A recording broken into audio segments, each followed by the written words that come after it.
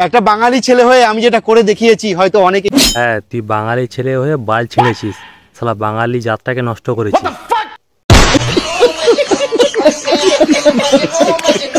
এটা পারে না, একটা ভাগ্য করে বউ পেয়েছি গো।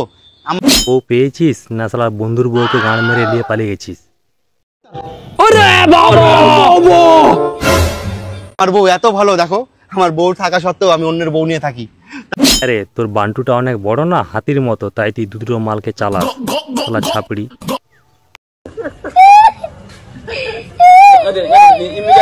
তাও আমার বউ আমাকে কিচ্ছু বলে না, সাপোর্ট করে। ভাই এইটাই হচ্ছে মেন ফ্যাক্ট।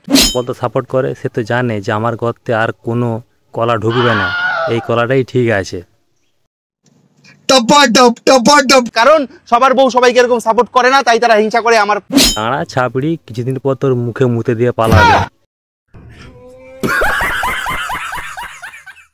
পেছনে লাগে, লেগো না ভাই, হিংসা করো না, পারলে ভালোবাসা দিও, ভালোবাসা নিও।